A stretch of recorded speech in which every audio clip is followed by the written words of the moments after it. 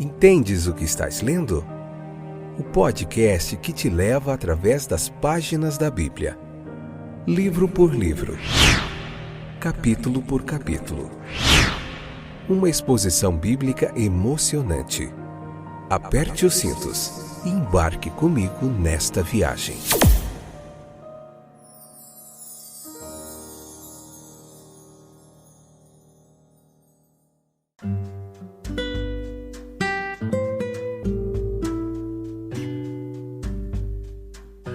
Olá, meus queridos companheiros de viagem através das páginas da Bíblia. Eu sou o Fábio e este é mais um excepcional episódio do podcast Entendes o que estás lendo? Mateus capítulo 24, parte 2, episódio de número 671, oitava temporada. Esse é o nosso episódio de hoje. Se aproximamos do final do livro de Mateus. Nós temos mais 7 livros da Bíblia e 4 do Antigo Testamento, e estamos terminando o 4º do Novo Testamento. Tudo isso aí para você poder se debruçar sobre estudos da Bíblia fantásticos, numa interpretação histórico-gramatical aí, uma exegese clara e objetiva do texto bíblico, tá bom? Estamos se aproximando de 700 episódios, pela misericórdia de Deus. E é isso, acabando mais um livro. Glória a Jesus, obrigado pela sua audiência, pela sua paciência. Temos ouvinte em 19 países e mais de 5 continentes aí que nos escutam, que compartilham, que fazem parte deste trabalho fantástico. Estamos vendo algumas questões escatológicas deste capítulo. Convido você a ler o capítulo 24, depois vem para cá, convida mais gente e vamos juntos aprender da palavra de Deus. Versículo 12 e 13 desse capítulo 24 nos traz essa referência de que a iniquidade ela se multiplica e, como consequência desse fato, o amor de muitos se esfria. Porque a iniquidade se multiplicará, o amor de muitos esfriará. Esses versículos estão conectados com a profecia de Cristo sobre a história de sua igreja. Pode haver dificuldade em fixar as referências precisas de sua linguagem, mas ele descreve características gerais que são vistas em cada era que passa. Há sempre uma disposição para exagerar ou superestimar os males da era em que estamos vivendo, porque eles são especialmente proeminentes para nós que estamos vivenciando. Mas podemos certamente dizer isso.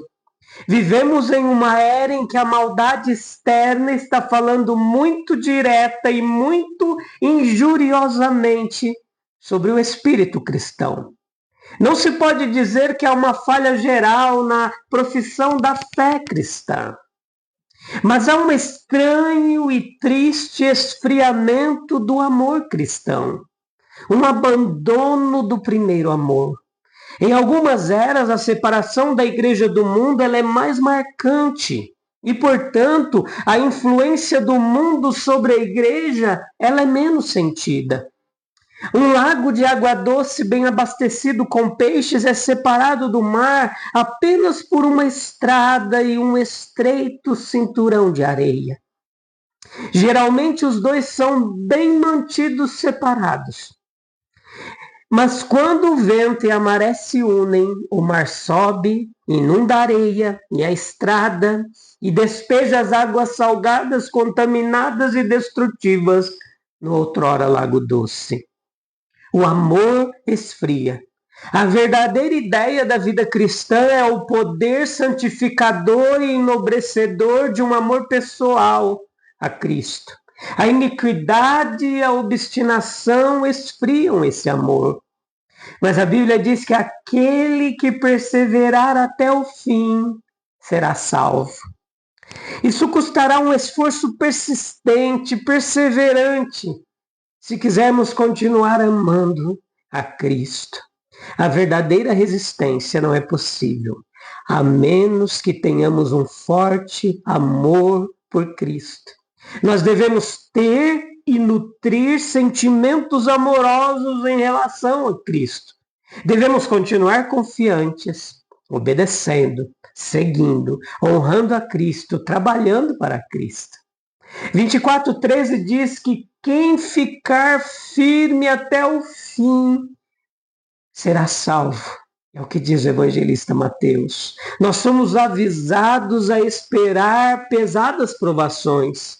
Nenhum infortúnio pode ter sido maior do que os problemas daquela tragédia da história, a queda de Jerusalém. Mas Jó nos diz justamente que o homem nasce para a tribulação, como as faíscas voam para cima. Jó 5:7. É tolice, meu querido ouvinte, antecipar a calamidade, pois basta cada dia o seu mal. Mas é igualmente tolo negar sua possibilidade, ou ficar surpreso, espantado quando temos nossa parte do que afinal é apenas o destino comum da humanidade. Certamente a fé débil, ela será inundada na primeira ventania da adversidade e não é adequada para ser lançada nos mares incertos da vida. Pode ser possível reunir coragem para o encontro com uma enorme calamidade em uma rara crise da vida. A necessidade excepcional, ela convocaria uma energia excepcional. E a própria agitação da nova situação ajudaria a fortalecer o espírito de heroísmo. Mas em muitas vidas a prova da fé é longa e tediosa. Não há uma hora breve e brilhante de martírio, mas há anos de dificuldades repetidas, problemas renovados. E para enfrentar tais experiências, um dom de paciência e resistência teimosa se torna necessário. Para a maioria de nós, isso é necessário, porque de alguma forma toda a vida é um curso de provações, embora não seja o purgatório que os pessimistas pintam. Não depende somente dos nossos esforços, meus queridos. Ninguém pode permanecer firme somente em sua própria força. Se somos capazes de ser fiéis, é porque Deus está conosco, Ele é nossa força e nosso apoio. Sim, meus queridos, não há possibilidade de uma resistência contínua, exceto por meio de sua presença e ajuda. As provações são certamente severas demais para a força humana sem ajuda, mas isso não é tudo. É apenas um lado da situação. A graça divina, ela é dada àqueles que a buscam, é dada de acordo com a medida da fé, é dada para inspirar nossos esforços e não para substituí-los. Devemos nos esforçar, ou falharemos. Mas a batalha não durará para sempre. Paciência e coragem, pois a aflição é breve. É necessário perseverar até o fim. O navio que enfrentou muitas tempestades em sua longa viagem, ele deve estar preparado para enfrentar a última tempestade ou perecerá à vista de seu porto. Não é suficiente que tenhamos sido vitoriosos em dias passados. A fidelidade da juventude não desculpará o fracasso dos anos posteriores. A batalha não acaba até que seja vencida a guerra. A batalha da vida não é vencida até que a vida termine. Então será a vitória final. A resistência fiel e persistente resultará no fim da provação e na salvação dos sofredores. A salvação é perfeita e segura para aqueles que são fiéis até a morte. 24:14 de Mateus diz assim: e a boa notícia do reino será anunciada no mundo inteiro, como testemunho para toda a humanidade, então virá o fim. A expressão em todo o mundo só pode significar o mundo como os homens então pensavam. Sim, a declaração de nosso Senhor, ela é verificada no fato de que havia dificilmente uma província do vasto Império Romano em que o Evangelho não tivesse sido pregado antes da destruição de Jerusalém. O mundo é uma ideia muito maior para nós. Mas o evangelho ele tem que ser pregado a todo o mundo, como aprendemos. O apóstolo Paulo já usa termos muito amplos. Ele fala do evangelho como tendo ido a toda a terra, Romanos 10, 18, como estando presente em todo o mundo e como tendo sido pregado aos ouvidos de toda criatura que está sob o céu. Colossenses 1, 6, 23. Uma dificuldade é sugerida. Essas representações, elas não parecem corresponder aos fatos na era apostólica ou qualquer outra era.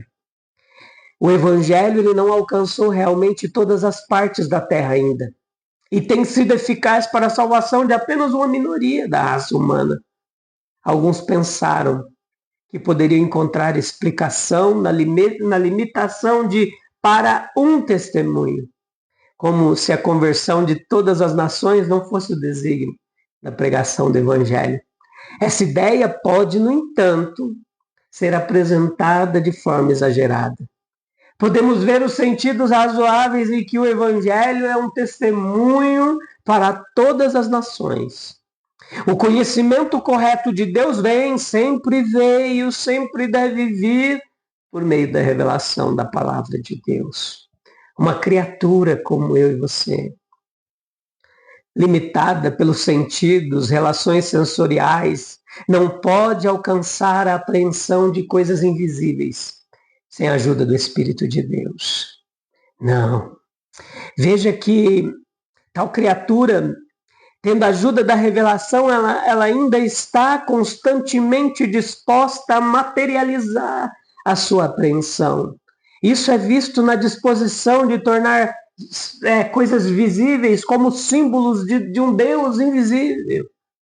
Essa tendência ela assume as formas mais grosseiras de idolatria e as formas mais refinadas de filosofia. O evangelho é uma testemunha, porque é uma declaração do que Deus é, o que Deus pensa e o que Deus requer. O testemunho do evangelho é um testemunho contra a idolatria. Isso pode ser ilustrado pela obra de Paulo em Listra, em Atenas. Pregue o evangelho e os homens verão que o Deus verdadeiro pede amor. Então ele testemunha contra todas as religiões do medo. Pregue o evangelho e os homens verão que o Deus verdadeiro só pode ser servido pela retidão.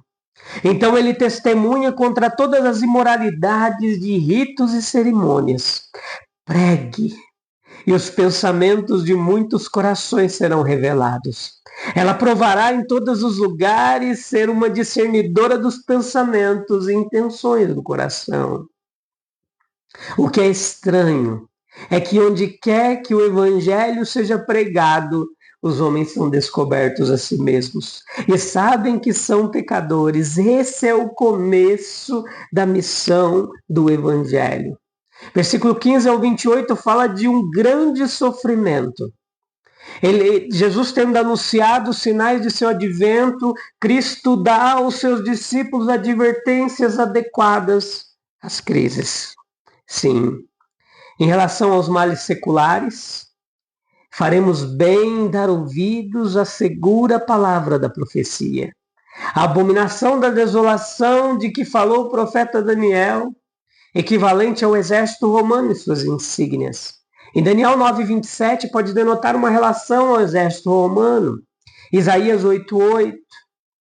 Agora veja que o escritor José ele mostra que os antigos judeus eles entenderam que essa profecia de Daniel se relacionava com os romanos, pois a insígnia era uma águia, uma criatura impura ou abominável, especialmente abominável por ser um ídolo. 1 Reis 11, 5 e 7. Imagens dos Césares foram desenhados nos escudos. O nosso Senhor, ele fixa a interpretação nesse sentido. Lucas 21:20. Estando no lugar santo, este não pode ser o templo, pois os romanos não estavam lá até depois que a oportunidade para a fuga passou. Entenda, o circuito da cidade santa era no lugar santo, Atos 7:7. Antes desse tempo, soldados romanos acampados em Jerusalém, em deferência aos escrúpulos dos judeus, tinham insígnias sem as efígies de César.